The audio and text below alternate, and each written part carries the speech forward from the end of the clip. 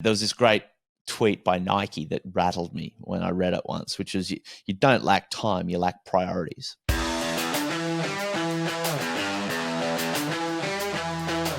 So you talk about building out all these assets that's going to help me free up my time, but if I don't have time at the moment, how am I going to dedicate time to actually putting in the effort needed to develop these assets?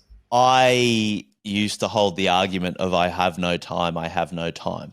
And one of the maxims that we have in the Dent community is you get what you pitch for and you're always pitching. And I was pitching, I have no time, I have no time, I have no time, I have no time. And lo and behold, I had no time.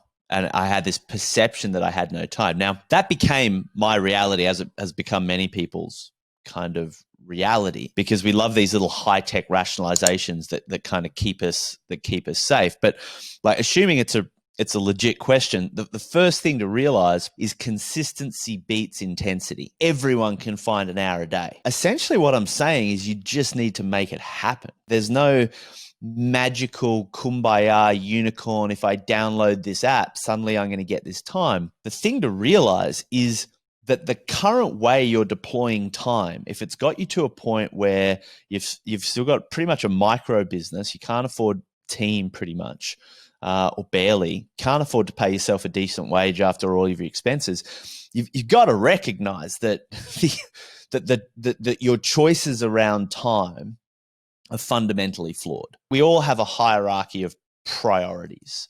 And there was this great tweet by Nike that rattled me when I read it once, which is you don't lack time, you lack priorities. What I recommend all of our clients do, and what I recommend everybody does, is dedicate an hour a day. Now, if you feel like you don't have an hour a day, I promise you do. If you were to organize everything you do in a day, from the most high value activity to the low value activity, you will find an hour of low value activity that you could cull for 6 months. Now, this doesn't have to be forever, but it's about getting back in front of the 8 ball. And if you were to deploy that hour a day to developing assets, and again, an asset is anything that allows you to achieve an outcome better, faster, or cheaper. So upgrading from a pocket knife to an axe, from an axe to a chainsaw, they all do a similar thing, but to a far different degree of efficiency in time.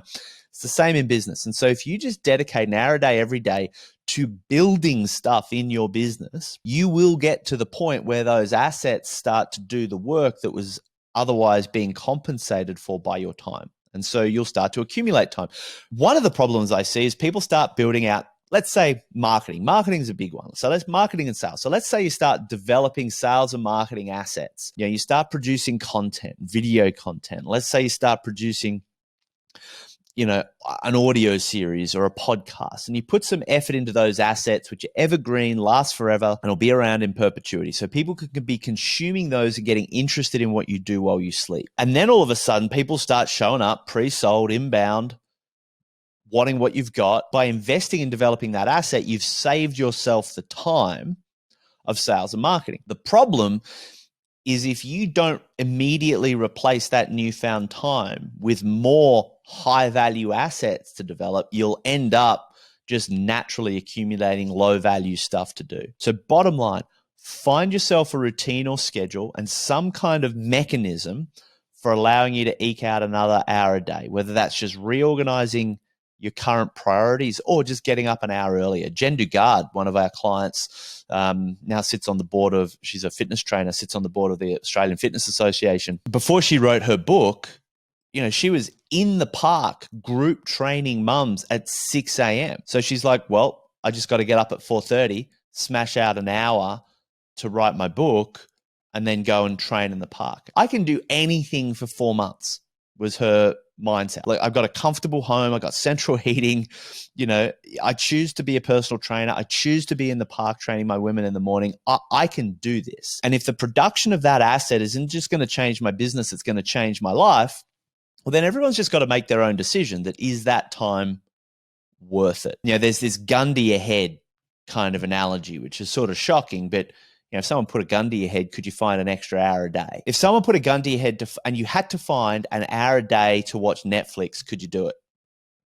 Of course. But to find an hour a day to build your business, excuses. So the number one action step would be this. Pick an hour in your calendar, and you know how you can set your calendar to just repeat?